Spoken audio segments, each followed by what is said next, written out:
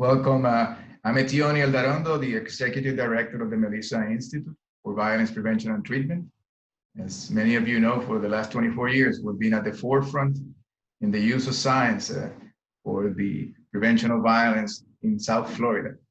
As you also may know, wanted to let you know, to remind you that this event is free of charge, and that all of our work is made possible by the generous support of people like you.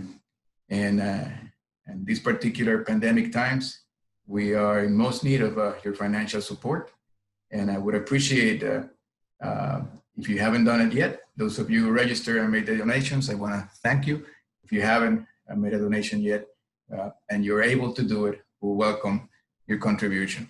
We're excited to have join us today, for the online course on benefits and challenges of social media for our children and youth. We have our guest and featured speaker today is Dr. Deborah Pepler, a distinguished research professor at York University in Toronto, a scientific board member of the Melissa Institute, at least since the late 90s, and also a wife for 42 years, the mother of 4, and the mother of 3, and the grandmother of 4.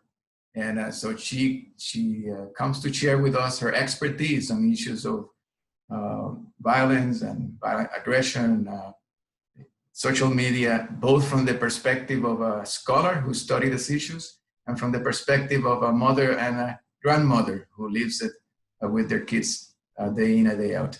And now I'll leave you with Dr. Pepler. Thank you so much, Etione, for the warm introduction. And I have to tell you that I'm just delighted to be here with you, because I have been involved with the Melissa Institute since it began, or shortly after Lynn and Michael and Don Michelbaum and Susan started to talk about it, and we're looking for a scientific, to put together a scientific board. I had the privilege of being invited and have walked this journey for 24 years with the Melissa Institute, and have shared in the benefits of the learning that's gone on. And I can assure you that it has gone well beyond South Florida. The effects of and the impact of the work that Melissa Institute has done has really extended far beyond that. So I'm looking forward to sharing just some reflections on social media. What a time to be talking about this. It's interesting because I've talked to a lot of parents who say, oh, my children are just having a bit too much screen time now, or lots too much screen time. And it's like, oh my goodness, in these challenging times, we have to do what's possible. And parents are trying to work and take care of children at the same time. And if the children are in front of a screen an extra hour or 2 of the day, I can assure you they're flexible and can adjust as we slowly and cautiously move back into social activities that will engage them much more than too much time on the internet. So I wanted to talk about developing in a digital world. This is so different from the world that I grew up in. Children are embedded in a digital world and will be for years, for the rest of their lives. I want to talk about communication in the brain, focus on adolescents' development and their brain and how they engage digitally. We'll talk about cyberbullying, but I want to remind you that this is not all bad, that we have to look at the positive aspects of social media for adolescents, and recognize that there are tremendous benefits of being able to connect with the world. And then most importantly, what can we as adults do to support children and youth who are engaged in social media? We have roles as parents or grandparents, but everyone involved with children and youth really has a role, because more than anything, children and youth need a trusted adult to navigate some of the challenges that arise in the digital world. So let's just for a minute look at the brain. I just love thinking about how our brains function and adapt and are affected by our interactions, whether they're face-to-face interactions or digital interactions. And we are at our very core social beings. And so a lot of our brain is dedicated to enabling us to interact socially. It helps us, understand others, engage with others, predict others' behaviors, interpret others' behaviors. And so there's an area of the brain that's actually many areas that network to enable us to, particularly to be attuned to others' mental states and their emotions and their actions. An example of this is mirror neurons, which we have, and when we see somebody who's sad or angry, our brain, the parts of our brain register that are similar to those, so that we experience that feeling of sadness and that feeling of anger. The theory of mind is important to sort of think about in this context when we're thinking about digital communication and interaction, because it is the ability to think about what others are thinking. And this capacity develops over childhood. It starts to really develop around age 8 or 9, when you can start to think about that in a more complex way. There's another big change as children enter adolescence, and their mental capacities increase, so they can have much more complex thinking about others and their relationships with others. And so we're primed to interact with others because of the way our brains have developed through evolution. So let's just take a look at the social brain and consider children's development, neurodevelopment. It really depends on the experiences, the relationship experiences that they have. And it's those relationship experiences that build strong neural connections. I've spoken about the mirror neurons and how that works. But let me just go back and give you an example of how the brain develops strong neural connections. We did some work years ago with the SNAP program, a Stop Now and Plan program, which I know has been in Miami, and worked with some neuropsychologists looking at the children who'd been in the program. And we took EEGs from the children before they started the program and after, and we were able to notice changes in brain activity, improvements in brain activity for the children who showed behavioral improvements. So it was a 12-week program in which the children were taught self-regulation, taught to recognize emotions, to interact with others. And it was even in that 12-week period, the brain did some development. Then, as a psychologist, I would think, how did I not know that would be the case? Because if children's behavior is changing, the brain structures that guide that behavior, of course, are going to be changing. But brain development occurs through primarily social experiences. So it works to reinforce positive social interactions. So when somebody responds positively to our behavior, it feels good, but they're neurotransmitters, the dopamine that's released, and we experience it physically as rewarding, and that in turn motivates us socially and engages us, which speaks a lot to how we should be reinforcing children within the home and schools, so they're motivated to engage, motivated to follow our guidance when that's an issue. So what does this mean for parents and any others of us who work and with children and youth? It means that the experiences we provide for them on a day-to-day and moment-to-moment basis shape their brain development. And children experience our emotions firsthand. Their brains register when we're angry or afraid or fearful or warm or loving or calm. Their brains experience that, though, all that range of emotion. When we respond positively to our children, then their brains function to make them feel rewarded and engaged. Let's talk then about verbal and nonverbal communication. For hundreds of thousands of years, millions of years, our brains have evolved for face-to-face interactions. That's how people interacted. That's the way the world was run. Before the 15th century, when the printing press emerged, the vast majority of people only interacted through face-to-face interactions and storytelling. It was only really those in the elite scholars and in the church and other places where written text was available and people learned to read. So from an evolutionary perspective, our brains are really well adapted to interact face to face. So we're starting, of course, to adapt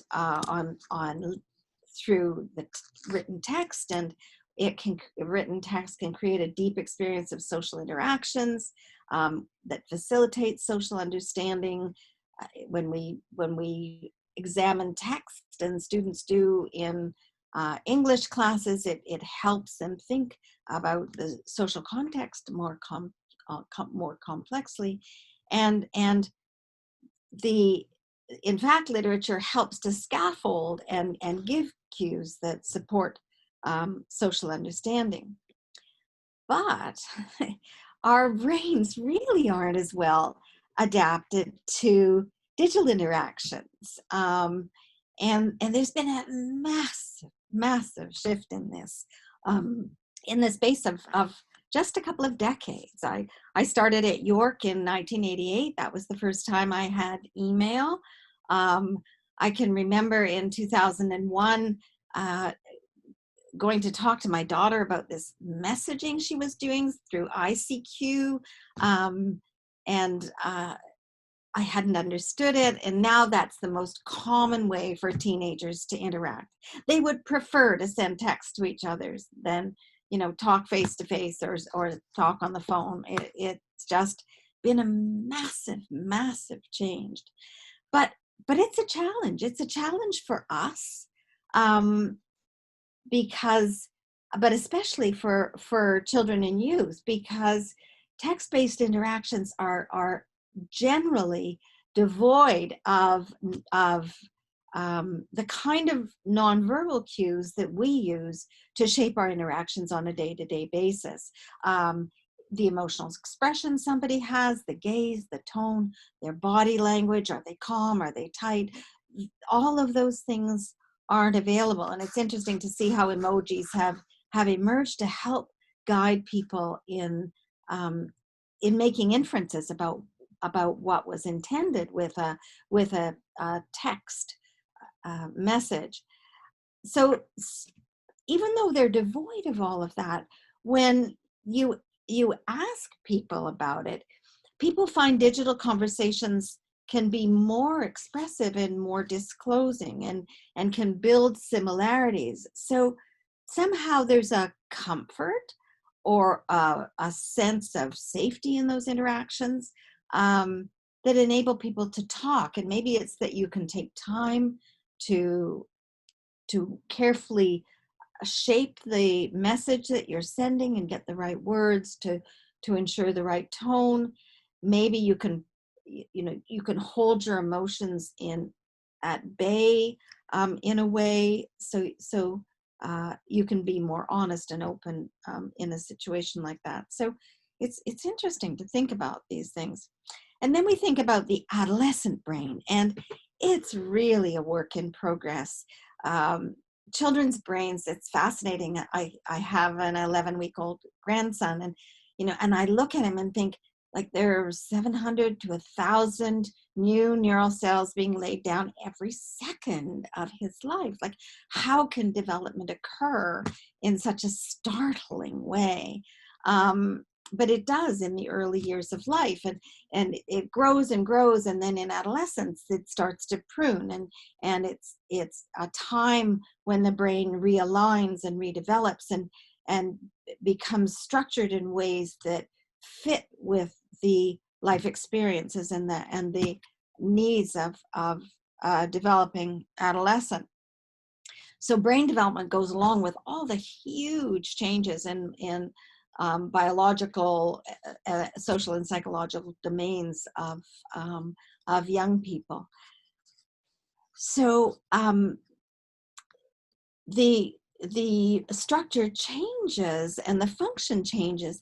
And as young people are going through these changes, some of the capacities that they had earlier no longer are as strong. So empathy, for example, which is really important in social interaction, is actually less strong in the early adolescent, mid-adolescent years than it is when children are 9, 10, and 11.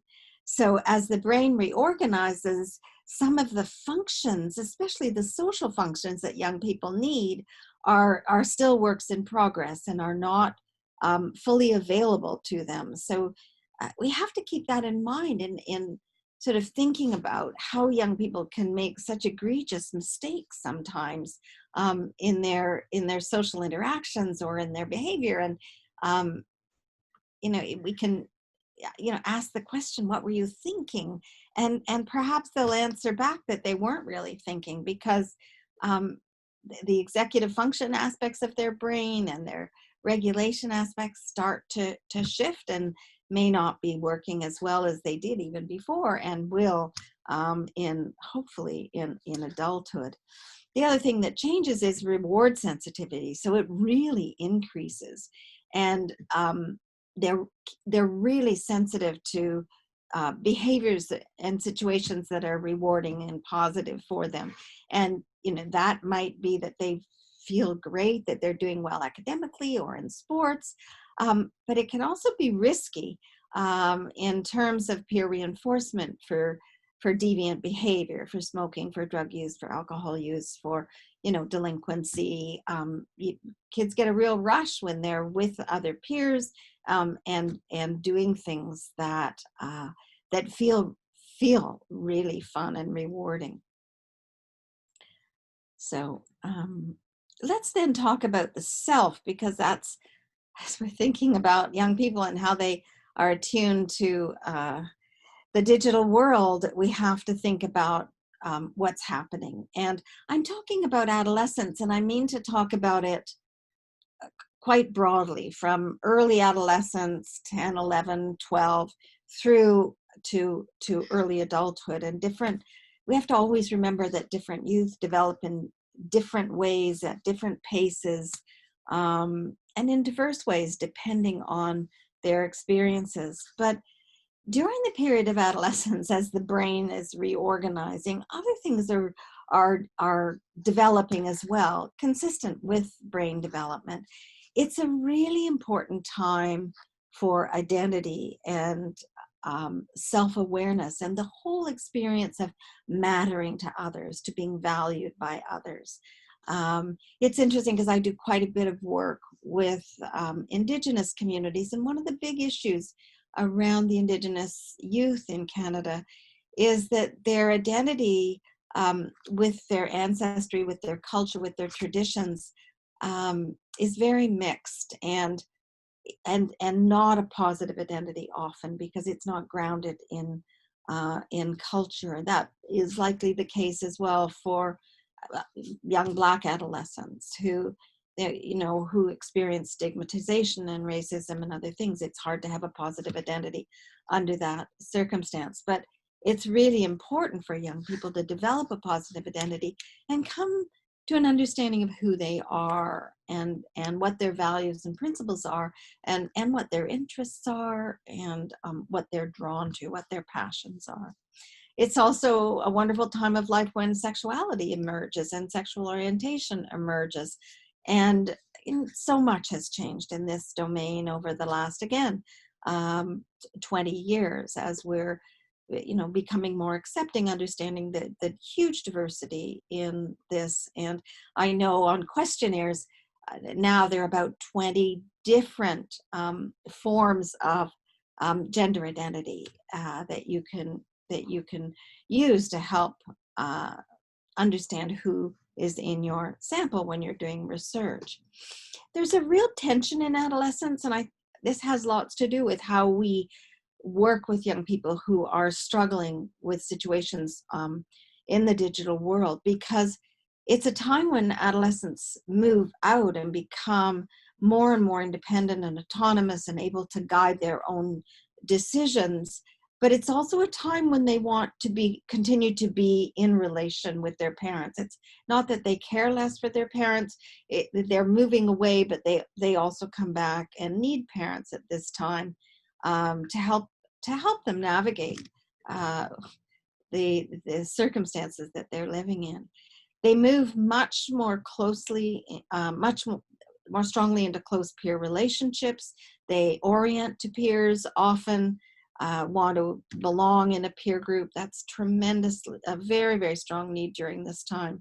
And they move into intimate partner relationships and begin exploring that. And that has also changed with the advent of the internet. So let's just stop. There are two sides to these coins. We can look at the side that's full of problems, but we can also look at the side that's positive. So there are challenges on social media, lots of them, and we read about them in the paper. We read about the devastating effects of them. And so it's important to sit and understand this and do our own work as adults and in children's lives to understand that. So as I was mentioning, given our brain development generally and the way it's emerged as a face-to-face social interpretation organ, there's complexity in sending, receiving text messages and ensuring that there's not a misunderstanding in terms of the tone and the way it's sent. So when you're sending a communication, it's very challenging to think about how it will fall on the receiver. And even if it comes out of your mind as something clear and something warm and something supportive, there may be words in there that trigger others, and it's really hard to understand the impact of that. There's huge complexity around privacy and consent and anonymity on the internet. And these are, again, issues that if we're interacting with children and youth, we should understand and help them understand. They actually need us to understand these issues because they are, much more complex than meets the eye. And young people, for example, often think if they, Snapchat, where they can throw up a picture and it's only there for 5 seconds and it disappears, that's gone and it's anonymous. And it's not gone because somebody can screen capture it very quickly, and it's often not anonymous because there are ways of tracing these things and ensuring that the harm is repaired. They're also long-lived, like text messages and digital images. Even though you've deleted it from your text message stream, it's somewhere in some big bank, and important to remember that it goes on. It's there in perpetuity, and unless the social media company is active in deleting it, which they've started to do with with some of the really egregious messages and images. And, and helping young people to manage their identity. And, Facebook, youth don't use Facebook. They primarily use Snapchat and Instagram now, but in the Pew report, like, they have a huge number of friends, 175 friends. And if you can put that together with thinking that they're struggling with their identity and trying to manage that and figure out who they are, they do that in a context of a constant barrage of images and information about how other people are doing. And of course, the information that's put on is primarily positive information. You very seldom put up for others to see the despair that you're feeling. But, the party you've gone to, the wonderful, holiday you had, the wonderful boyfriend or girlfriend you have, are the things that others look at and do social comparison. And I think that, it's interesting to think about this on many scales, this issue of social comparison. One of the issues is, has to do with inequity, socioeconomic inequity in countries, and countries that are more inequitable. Everyone in the country struggles a bit more with that, and it creates problems that ripple through society. And social comparison is seen as one of the mechanisms that creates the challenges. And for young people, it's social comparison, with their, 100 closest friends. And there's the fear of missing out, seeing other people have lovely holidays, seeing other people at parties that you weren't invited to, seeing other people with beautiful clothes that you don't have, with, whatever. It leaves some youth in a very vulnerable position as they try to create a strong identity and a strong sense of their values and principles and who they are. So I think we have to be sensitive to that and not brush it off and say, oh, well, don't worry about those other, because they do worry about them, and they're there 24 hours a day, every day of the week. They see these images. And so we have to think about, well, how do we balance our support and our clarity around, helping them understand that these are, not the everyday experiences that those other people are representing. These are data from the United States, from the Pew report, talking about cyberbullying. So 59% of US teens say they've experienced some type of cyberbullying on their cell phone. So, the kind of computer that I had, when I joined the Melissa Institute, pales in comparison to the kind of computer that young people carry around in their pockets all day, every day. So, how much things have changed. And there it is, right in their hand. And it can be very useful, but it can also be extremely harmful. And the thing about cyberbullying is that it stays with you, and you can go back and visit it, and there's not a clarity about who's seen it and what you should do about it. And it really resonates deeply and is difficult to escape. And many of the adolescent suicides around the world have been related to cyberbullying because of the powerlessness and the distress that it causes a young person. But it's not all bad. Youth use technology to socialize, to communicate closely with friends. It may contribute positively to identity formation, their independence, their intimacy. It enables them to stay connected with people who are far away, grandparents, cousins, family, friends who live distance. And then now that we're living with COVID, it has become so important in staying in touch, as we can't travel and be together, in close groups. So it has absolutely skyrocketed in every sense of the word, in ways that were unimaginable to us earlier this year. It also allows youth to seek and then access and offer support to others. So youth, when you ask about cyberbullying, youth find ways of supporting others by having private conversations, for example, when they see somebody's been cyberbullied.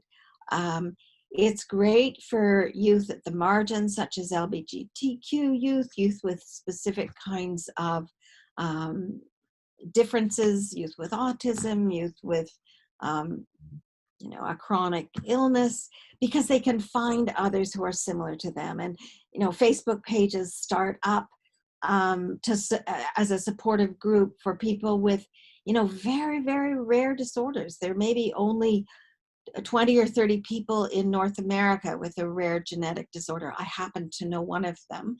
And this group starts up, and they share with each other and help each other and give hints, and it's really wonderful from that point of view. It gives connectedness through gaming, and most young people, these data were a bit surprising for me, engage in some form of gaming. 97% of boys and 83% of girls participate in online gaming. And it's also a platform for learning new things. So, you can learn new things. Sometimes they may not be the things that you want people to learn, but all of the information is out there on the internet. So the really critical question for us to ask ourselves is, are we trustworthy supports? Young people, children and youth, need adults whom they can trust. And this, when you talk about what's the most important thing that schools can do, it's ensuring that every student in the school has a trusted adult that they feel they can go to when something is going wrong and they're facing challenges, and they can seek help from that adult. What does a trusting adult mean? It means that you're there and you listen and you don't judge, that you try to understand that young person and his or her story, and recognize the challenges that they're facing, and don't add stress to the child's life, but help them to buffer their life. So youth who are cyberbullied really want adult support, and they're willing to approach adults who've been helpful before.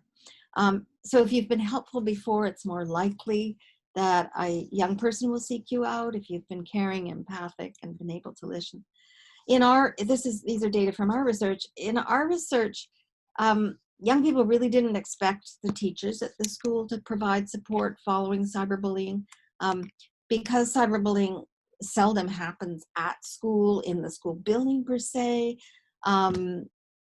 Often young people get the message that schools won't deal with it. In Ontario, where I'm living, I was part of the team that helped develop legislation. And if cyberbullying occurs and it doesn't occur at the school, on the school property, principals are still required to deal with it if it impacts a student's learning environment. So if it means that a student, when he or she comes through the door of the school, doesn't feel comfortable, doesn't feel able to learn in a full and capable way, then the educators are required to deal with it. When we're unsupportive, youth will find it unhelpful, but it may even make it harder for youth. So, often when we're talking about bullying situations, and I talk to so many parents. I was a parent myself of children who were bullied. You just want to go and talk to the parent of the child who's been doing it, or go into the school and yell and scream in order to protect your child. Like, those are natural feelings, but sometimes it can make it worse. And so I think one of the most important things is to work together with your child, particularly your adolescent, who will have a strong sense of what he or she wants in terms of this.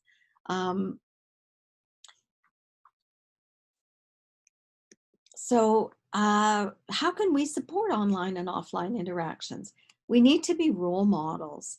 It's as if we as adults, particularly as parents or teachers or grandparents, when we're with children, they are highly attuned to our behaviors at all times. And, and there's still face experiments um, that were done to check whether children knew adults were attending or not.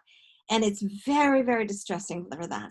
I think about that because I see lots of parents, um, my my children, sometimes do it where they're with their children but on their cell phone, and they're completely out of touch with their children at that moment. Maybe children will learn to adapt to that, um, but we have to think about our presence in children. We need healthy relationships with children. So relationships that value and support the child, and don't create stress but buffer it. Um, as I mentioned, we need children to know that we see them and we're listening to them, and we know their story. We know where they're coming from and the complexity of their lives.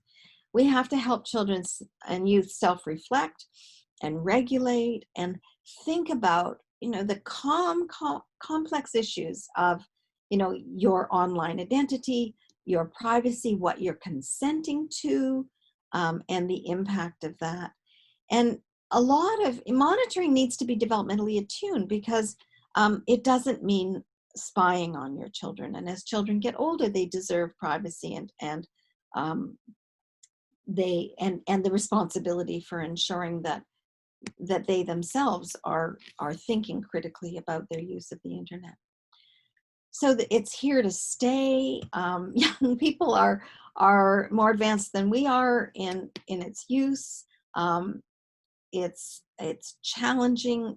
We're really in uncharted territory, and I've heard a lot about digital citizenship. I think our children need to learn this in school, but they also need to learn it at home. And a Native American gave me some wisdom when I was in Alaska at a conference about 10 years ago, and talked about how in their traditional ways they honor children's mistakes. And I think we also need to honor children's mistakes and recognize that their brains just aren't designed to work effectively in a digital world, and they may make mistakes, but there are always ways to repair and restore, and we can help them do that. Media Smarts is one of many sites that helps think about digital competence, and I'm keeping an eye on the time. So children who grow up in homes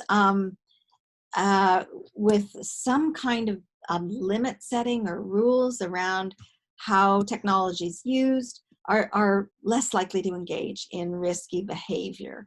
So how we engage with it as parents really makes a difference to how our children engage. Those rules, though, should be developed together. When we think of the rights of a child has a right to participate, a child has a right to voice. And when we engage them in thinking about rules and consequences and responsibilities and privileges, and develop these guidelines together, they're much more likely to engage with them. But it also scaffolds them in their thinking around, well, how do we, why do we do this? Why are my parents doing this to me? I think the important thing is that we also need to abide by those rules in order to model and not provide inconsistent messages. When we're highly restrictive about online safety and put monitoring systems on, it can lead youth to becoming less confident and less capable of navigating their online interactions. So putting it on the table and talking about it, like most issues in development, helping youth discuss it, identify it, clarify their own thinking, think critically about it, is our role. When something happens, we need to be that adult that a child can trust, a youth can trust, and give emotional support. and side with them. I think that taking their side and trying to understand their experience of it, whether they're the perpetrator or the person who's been victimized, is really important. Because I was with a group of girls about 2 weeks ago who'd had done some cyberbullying, and it wasn't in a school context, it was in a sport context.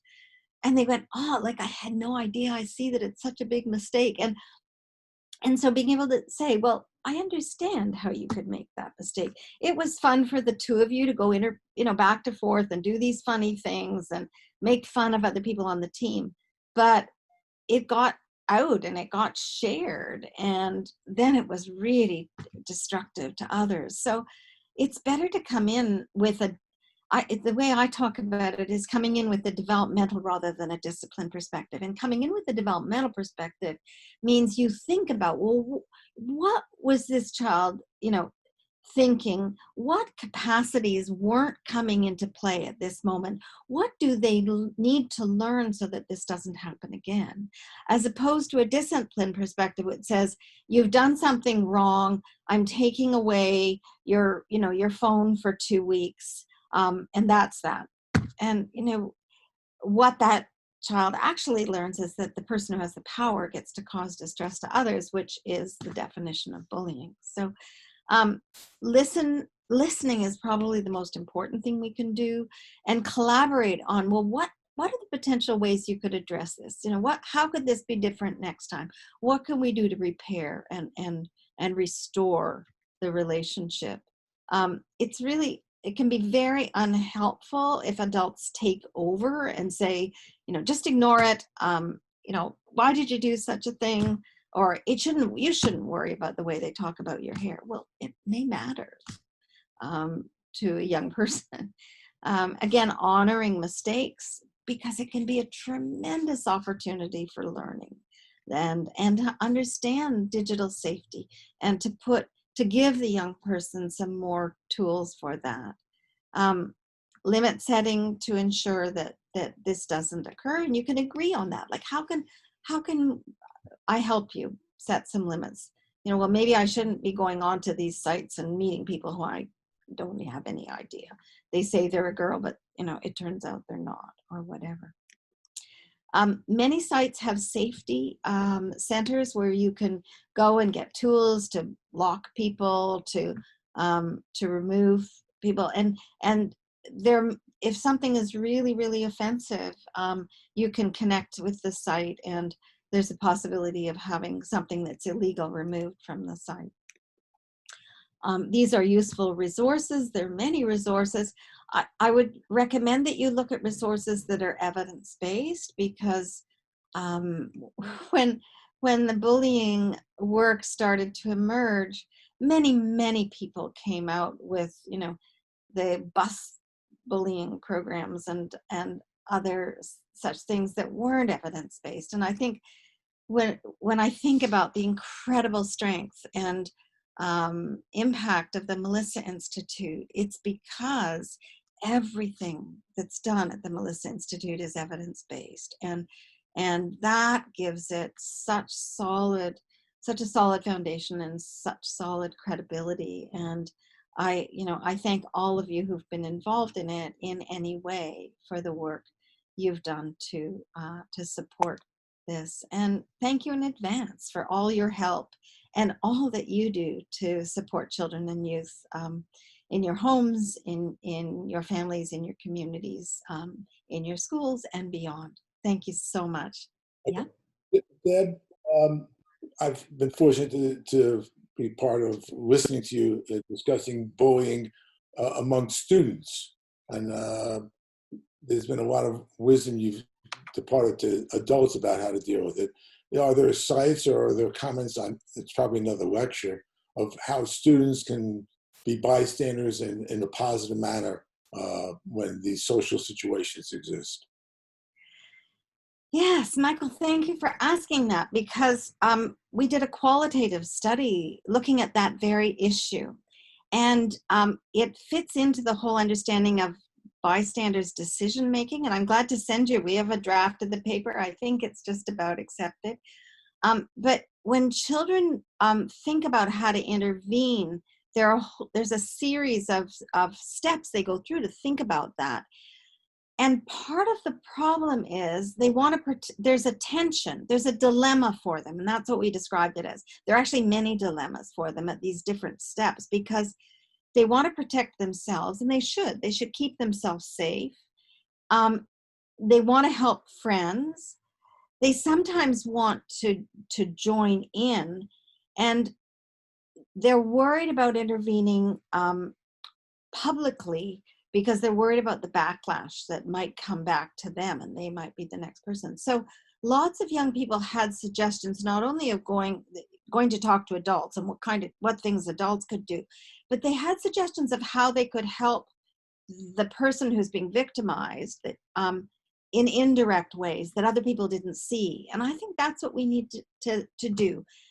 Sometimes people are courageous enough to intervene face-to-face or directly. It's usually high social status youth who can do that, because you have to have a certain level of confidence and know that people aren't going to pile on to you because you've done that.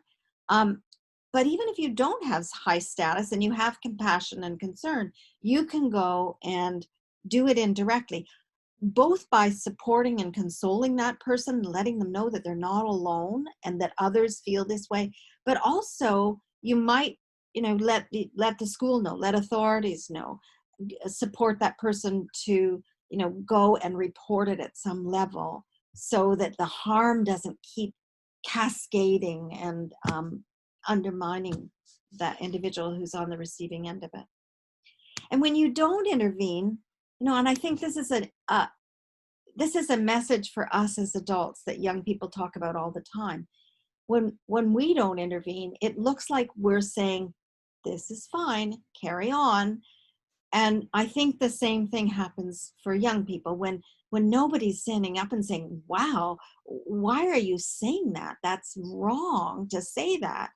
Then the person who's being victimized goes, well, everybody out there thinks this is okay, and that I'm just useless. So that's a really important thing. And I think we need to help young people find the point at which they're comfortable to do that. They should do something. What I want to comment on that I really loved is your emphasis on correction through thinking of the developmental stages that children are in. We are a punishment-oriented society. We give speeding tickets, we tax you penalties, we have fees on library books, and it's really hard to convert parenting thinking to being more what you would call proactive, thinking of the development where your child is now. And as you know, with the little ones, like you said, your 11-week-old is changing like that. I think it's changing just as fast in adolescence, if we just don't see it as readily. But their thought processes keep them awake at night. I know it does, And so as parents and grandparents, if we can help them developmentally, that's always my biggest challenge. I've told you before about your mother saying everything in a positive way. I find that the most difficult. No and don't come right out of my mouth, even when I don't want them to. Yeah. What other developmental thing? How can we promote this? Yeah, I really think in the moment when you're face to face with a child who's done something wrong, I think for one, we probably need to take both 2 or 3 minutes to calm down, because you can't do any kind of clear thinking when you're not calm, unless a child's running out on the street and it just isn't safe, and you shouldn't be calm at that moment. You should do what you need to do. But I've done a bit of writing around this in this summer for educators around that. I think this is a time for a big shift where we look at like when we use a discipline approach, the most marginalized children and the children who are struggling most in our schools get more and more and more alienated. And that alienation is systemic. We build it for them. We exclude them from classes. We put them at the back of a class. We do everything to marginalize them, and they're marginalized, and then they slip out of this potentially safe and supportive system in their lives. And I think we need a big shift to say, okay, the children who are struggling the most are ones that need the most help. And that help doesn't come by getting angry with them. They'll close down. I've been thinking a lot about this in terms of what a healthy relationship means. Like, it means that you're not adding stress to the child, that you're helping them buffer it. And so I think if we did a lot more of that developmental work, rather than sitting a child on a bench, thought about, well, how can we help this child? One of the papers I was working with, a beautiful man who's been through the education system here up to deputy minister. And he said, we need to know children's stories. Like, we need to know what the things are happening at home, what struggles they have. You know, we need to know their stories so we can sit with them and help them move forward in a positive way. And I love that conceptualization. And, you know, you say, if you don't recognize me, I'm not going to do anything for you. And that's like, if you don't know my story, like, why would I engage with you? So I think, it's interesting. I think this is a huge time for reflection. And, I heard Tedros, the head of the WHO, said, this is a time where we can make a shift and give children the world they deserve. So I've thought a lot about those things. Thank you. I had a question sent to me from one of our attendees. She asked, with students engaging in distance learning now, how can we manage cyberbullying? What a great question. And I think the answer is very similar to the answer that I would give at any time. And the way you manage it is to have close relationships, to have close, open, trusting relationships with young people. And with close relationships, you can both instruct and talk about the amount of time that we're spending on the internet and what we find useful, what we find hard, and ask them to talk about it. But it's only in the context of a trusting relationship that a child will come forward and tell us that she or he is struggling with a problem of cyberbullying. So it's not about spying as much as sitting down, over the dinner table and talking about the day and how it's gone, and noticing when a child is upset or withdrawn, and giving permission for that child to come and talk to you when he or she's ready to talk about what's going wrong. There's an interesting study that was done that looked at children who had been cyberbullied, and if they had dinner frequently during the week with their family, and people actually came together for a family dinner several times a week, the impact of cyberbullying was buffered. So they didn't experience the depression and anxiety that normally accompanies that type of experience. So, again, it comes back to us and how we create caring relationship context for children to be safe and secure and for their development.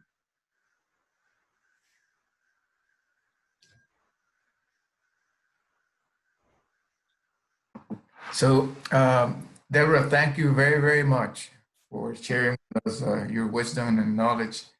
And I have a question. You mentioned the highlighted the importance of family agreements. And I wonder if you, for the benefit of the educators in the audience, parents in the audience, and clinicians who work with families that are coming for assistance, if you have recommendations of kind of like the top 4 or 5 things that really dimensions of those agreements that perhaps are backed by research that work, and I suppose the part of what I'm thinking is that for many, I like the idea of the agreements, but for many parents, it may be hard to generate an agreement that seems reasonable on a medium that they're really not really competent in using. Yeah. Mm-hmm. I think, Etienne, you have identified a critical issue, that young people are much more familiar with the internet than we are. And I think that the types of things that we should be thinking about, and I don't, I honestly don't know, and I don't know whether there's been any research done on the type of agreement that, families make and the and the adaptation of the young people. But you could think about things such as not having phones present in the bedroom at night. If that's something that keeps the child awake because he or she's checking the phone at, hour on hour to see what people are doing at night, maybe that's an agreement. But what has to happen is the parents have to take their phones out of the, out of the room as well. Maybe not having phones at the dinner table. Maybe, limiting time on gaming. It's developmental, so that the rules that you would have for, a 9 or 10-year-old are very, very different than the rules you'd have for a 16 or 17-year-old. And they wouldn't be. I can give a sense of what they wouldn't be. Like, I think that issues of sexting are really important to talk about because, it can get young people into very big trouble. But it's the type of courtship. We used to do courtship in a different way. Now that the internet's there, they start to explore things differently. And it may be safer to sex than to be face to face. And so all of these things, I think you probably need to talk about. And I don't think there needs to be a rule that says no sexting, but I do think there needs to be a discussion about what's safe and not safe, and privacy, and images on the internet, and what consent is, because consent is so complicated. So it's those types of things that I think, and maybe rules is the wrong word. Maybe, it's rules and responsibilities and privileges. Thank you very much. We're honored to have you here with us today, and blessed with your knowledge, and thank you for sharing in part of your life. 24 years, I believe, now with the Institute. So hopefully you continue with us for the next 24. Yes, please. And that'll be wonderful. And for the benefit of the audience too, I know that you and Elise will be recording also a Q&A session sometime next week. And we would also post on our YouTube channel. I want to thank everybody for coming in, everybody for joining us today in this wonderful course, and particularly you, Deborah, for sharing your knowledge with us. And thank you. And if you're so inclined and you haven't donated yet, please donate and help us move forward during the pandemic and post-pandemic times. Thank you. Thank you so much, and lovely to see my Melissa family. It just means so much to me. Thank you for this opportunity, and stay safe and help each other during these challenging times. Thank you so much. Bye-bye. Bye-bye. Bye. Thank you.